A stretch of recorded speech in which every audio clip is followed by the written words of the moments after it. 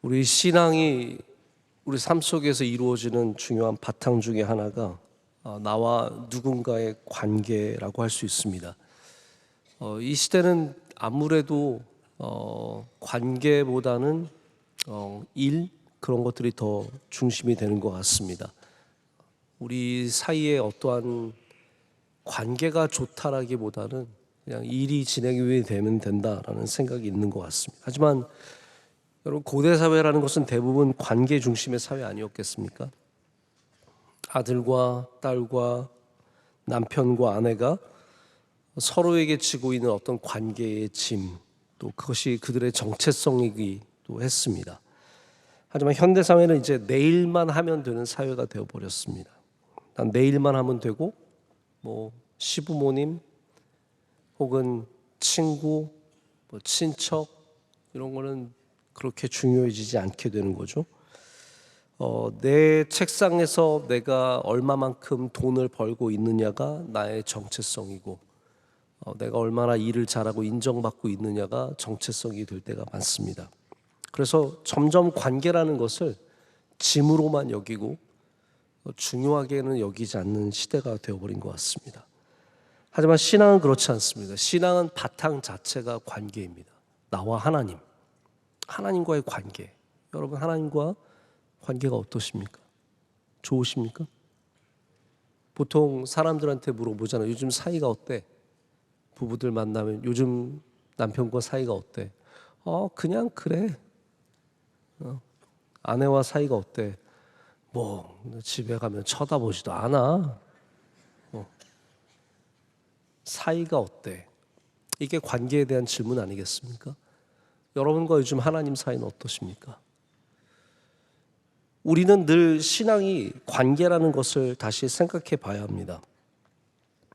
나와 예수님 사이, 나와 성령님 사이, 나와 이웃, 우리의 가족, 동료, 교회 공동체 사이, 모든 것이 그렇습니다. 제가 2주 전에 사마리아인의 본문으로, 선한 사마리아인 본문으로 말씀을 전해드렸는데, 그때 상황을 한번 생각을 해보십시오.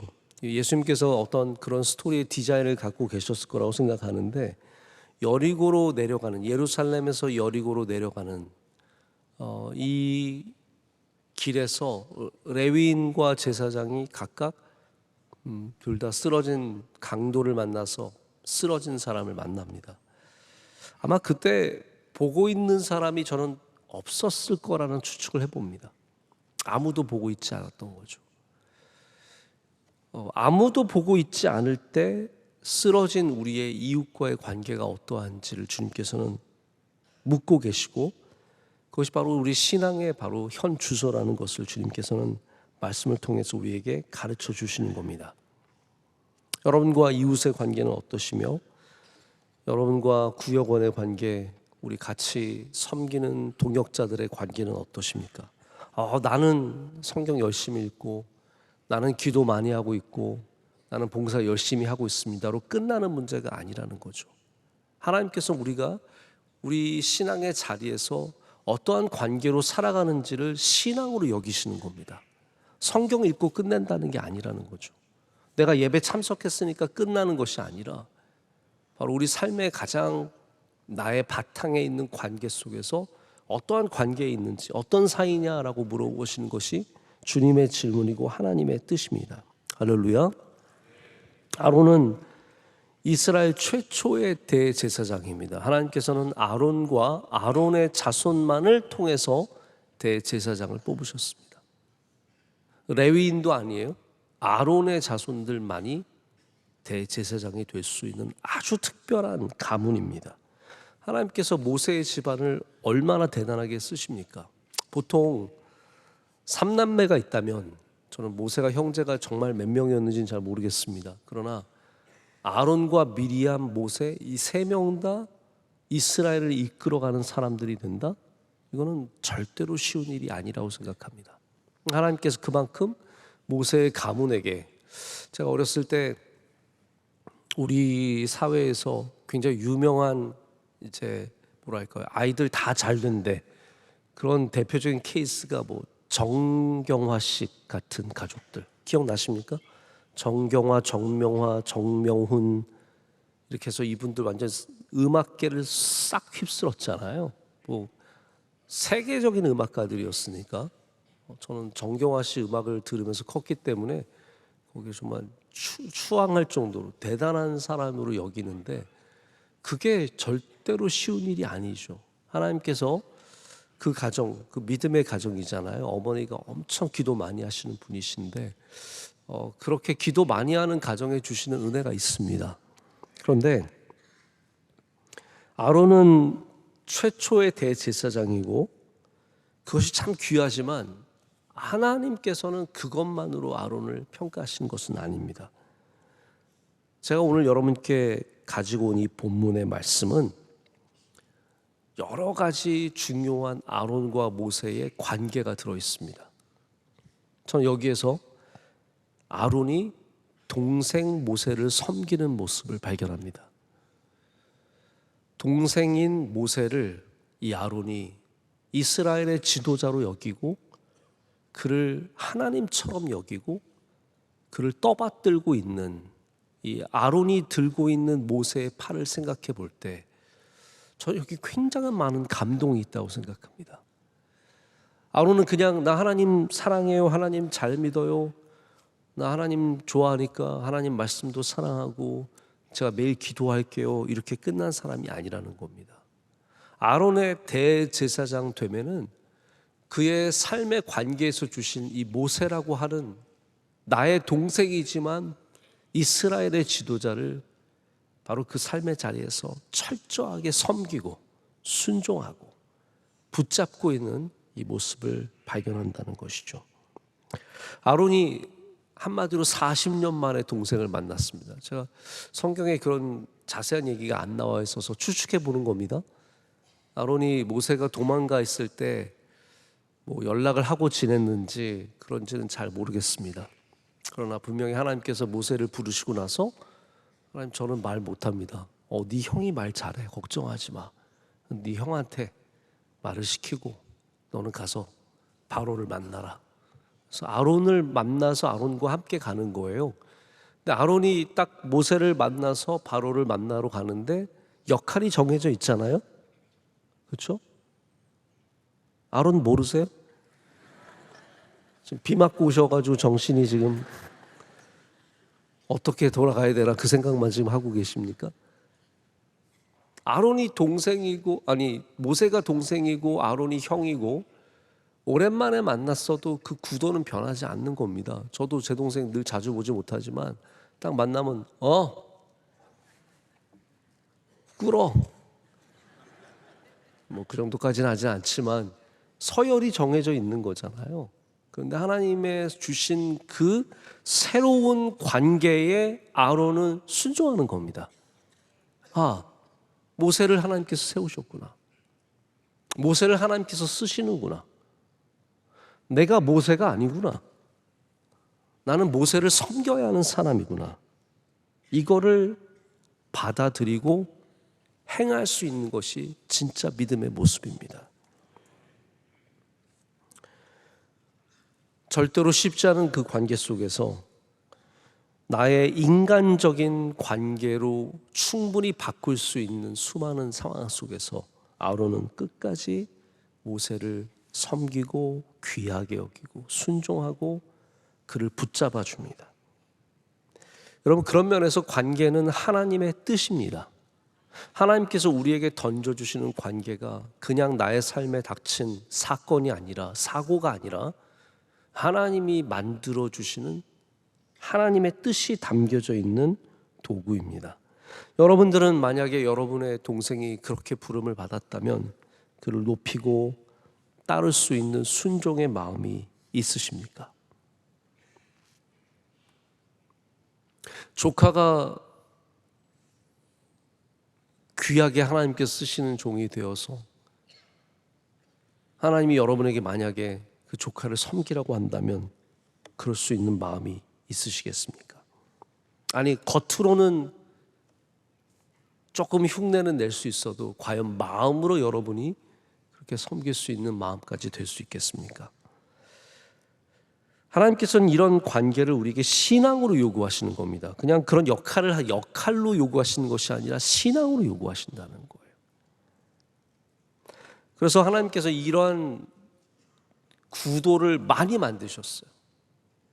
요셉을 하나님께서 막내에 가까운, 원래는 막내였죠. 베냐민 전에는 막내인 요셉을 가장 높이셔서 그의 형들에게, 요셉에게 절하라고 시키시는 겁니다. 그것을 순종할 수 있느냐? 에서가 아니라 야곱이 장자가 되었습니다. 이거를 받아들일 수 있느냐? 여러분, 나보다 못한 사람이 잘 되면 그게 받아들이기가 쉽지 않은 거예요. 나는 정말 좋은 대학 나왔고 집안도 좋은데 저 어디 떨거지 같은 것들이 막 잘 되고 있으면 막 이게 분노가 생기고 억울하고 답답해서 아무것도 손에 안 잡히는. 그러나 우리 하나님을 믿는 사람들은 나보다 잘 되는 사람들조차도 하나님의 뜻으로 여기고 귀하게 여길 수 있는 마음이 있어야 합니다. 축복해 줄 수 있어야죠. 다윗도 다 형들이 결국은 다윗 섬기게 되는 거 아니겠습니까? 그렇게 멸시하고 너는 도시락 가지러 온 놈이 도시락이나 놓고 가지 어디 감히 네가 골리앗과 싸우겠다고 그러면서 멸시하던 그 형들이 결국 하나님께서 그렇게 만드신다는 거예요. 하나님이 다윗을, 하나님이 요셉을, 하나님이 야곱을 다 형들을 제치고 세우시고 그를 높이실 때 신앙, 영적인 사람들은 그 자리에서 하나님의 뜻을 알고 하나님의 뜻을 순종하여 나갈 수 있는 사람이라는 겁니다. 지금 아론이 모세의 팔을 들고 있습니다. 아론의 마음이 어떤 마음이었을까요? 아이고 이거 전쟁 왜 안 끝나냐, 힘들어 죽겠다, 그런 마음이었을까요? 아니면 애타는 마음으로, 모세의 팔을 불쌍히 여기는 마음으로, 그의 피곤함과 그의 수고를 경외하는 마음으로 그를 팔을 붙잡고 있을까요? 제가 이 아론의 마음을 다 알 수는 없습니다. 여러분의 마음도 알 수 없고 저와 가까이 있는 사람들 마음은 저를 잘 모릅니다. 그러나 분명한 것은 아론에게 절대로 이 자리에 불평과 불만으로 서 있지 않다라는 겁니다. 여러분, 출애굽기와 민수기와 신명기 다 한번 읽어보십시오. 여기에 어떤 곳에서도 아론이 모세를 대적하는 일은 없습니다.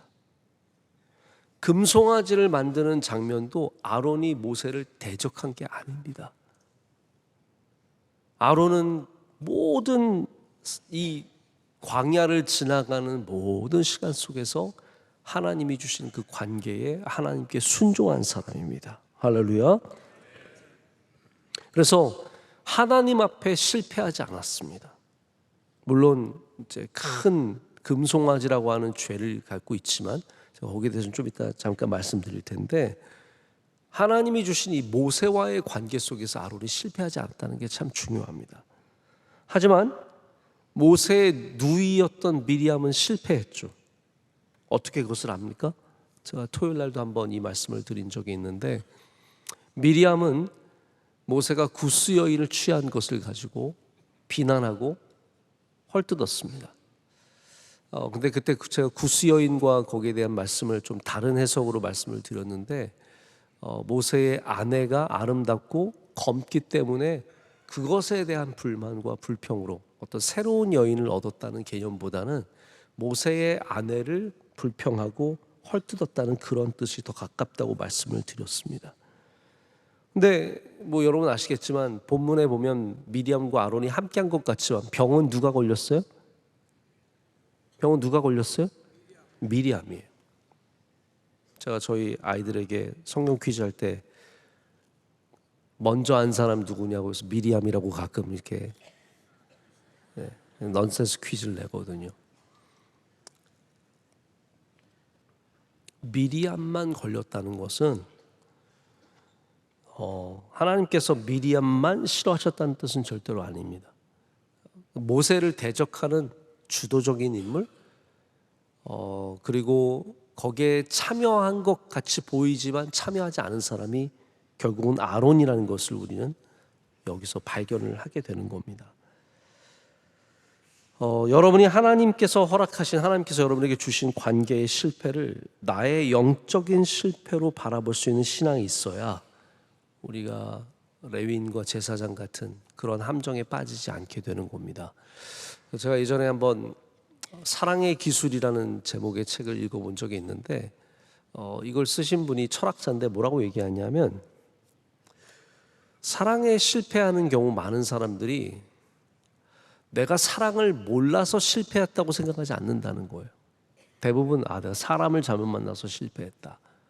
근데 이분이 지적하는 것은 사랑도 기술이라는 거죠. 일종의 이 기술이 우리가 제대로 연마하지 않고 기술을 제대로 알지 못하면 사랑도 실패할 수밖에 없다는 거예요. 그래서 대부분의 어떤 연애나 이런 것들이 실패하는 것이 단순히 사람을 잘못 만나서가 아니라 사랑을 잘 모르기 때문이 아닌가라는 지적을 합니다.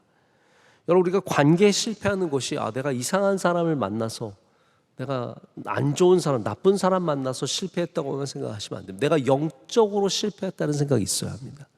내가 영적으로 부족해서 그런 거다. 내가 영적으로 잘 알지 못해서, 하나님을 제대로 이해하지 못해서 내가 실패했구나라는 그러한 자기 성찰이 필요하다는 거죠. 관계의 본을 우리 가운데 보여주신 분은 사실 예수님입니다.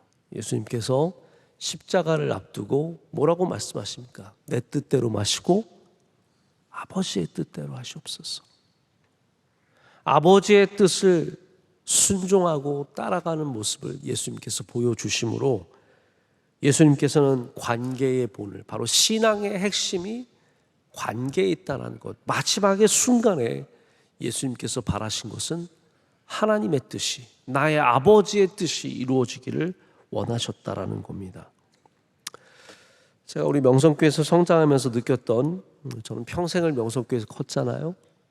여기서 성장하면서 느꼈던 너무나 귀한 모습 중에 하나가 뭐냐면, 우리 어르신들, 장로님들, 권사님들, 이런 어른들께서, 집사님들도 우리 교회 학교에서 큰 청년들이 전도사님이 되었을 때, 잘 들어보십시오.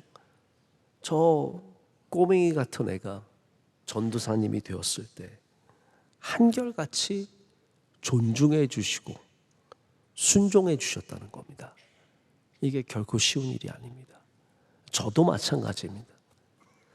여기 장로님들, 제가 다 어렸을 때 정말 실수 많이 하고 흠이 많은 저를 다 보셨을 텐데, 근데 목사가 되고 나니 다 존중해 주시는 겁니다. 어떤 분도 저에게 야, 하나 너 목사가 됐구나 너 목사구나 이러신 분이 한 분도 없었습니다. 그냥 한두 명 정도 있었나? 하여튼 거의 전혀 없어요. 제가 들어보면 이게 우리 교회에 주신 은혜입니다. 왜냐하면 다른 교회는 장로님들이 부목사 부를 때 야 이렇게 부르는 교회가 있대요.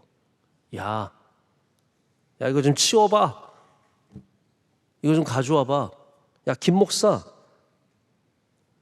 박목사 이거 좀 치우라니까 왜 안 치우고 그래.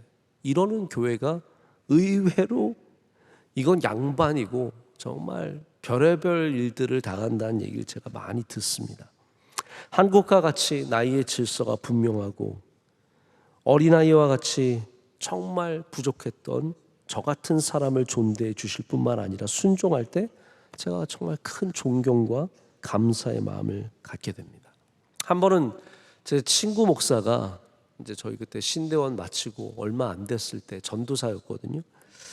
저희 집에 놀러를 왔는데 저희 어머니가 저희 고등학교 때부터 제일 친했던 친구니까 늘 모모야 모모야 부르던데, 전도사가 돼서 왔더니 저희 어머니가 모모 전도사님 꼭 밥 먹고 식사 같이 하고 가세요 이렇게 존대를 하시는 거예요. 제가 그때 저희 어머니의 신앙을 다시 한번 돌아보게 되었습니다. 여러분, 신앙이 하나님과의 관계 속에서만 하나님께서 판단하시는 게 아닙니다. 우리가 나의 이웃을 어떻게 대하느냐, 나에게 주신 관계들, 새로운 관계들을 어떻게 대하느냐. 저도 저희 교회에서 자란 청년들이 목회자가 되고 또 제가 주례하고 또 사모가 되고 사모님 된 분들도 많이 있거든요. 저 그 자매들 만날 때 절대로 모모야라고 부르지 않습니다. 모모 사모님. 저희 어머니가 그런 본을 보여주셨기 때문에 저도 사모님이라고 부릅니다. 물론 가끔씩 다른 말이 튀어나올 때도 있지만 사모님이라고 부릅니다. 물론 이게 제가 오늘 말씀드리는 핵심은 아닙니다. 꼭 그래야만 된다고 말씀을 드리는 것도 아닙니다. 하지만 오늘 우리는 이 말씀, 아론이 모세의 손을 붙잡고 팔을 붙잡고 있는 말씀을 통해서 나에게 허락하신 새로운 관계의 구도를 인정하고 순종할 수 있는지, 우리 현장의 신앙에서 중요한 부분이라고 생각합니다. 말씀을 맺습니다. 저는 아론이 대제사장이 된 것에 대해서 늘 궁금증이 있었습니다. 어떻게 금송아지를 만든 사람을 하나님께 대제사장 삼으실 수 있으실까? 한 가지 분명한 것은 우리가 실수해도 하나님은 우리를 쓰신다라는 거예요. 할렐루야. 그것만큼은 분명합니다. 우리가 실수해도 하나님은 우리를 여전히 사용하시는 분이십니다. 그러나 아론이 그렇게 쓰임받은 이유 중에 하나가 바로 이렇게 그의 동생을 순종하고 섬겼던 이 살아있는 믿음 때문이 아닐까라는 생각을 다시 한번 해보게 되었습니다. 섬김의 믿음을 가진 사람을 하나님께서 섬김의 자리에 두셨다. 그것이 바로 아론의 삶이었고 아론이 오늘 우리에게 보여주는 믿음의 모습입니다. 여러분들도 오늘 가셔서 누구를 만나든지 영적으로 그들을 섬기고 돕고 붙잡아주고 축복하는 여러분 되시기를 축복합니다.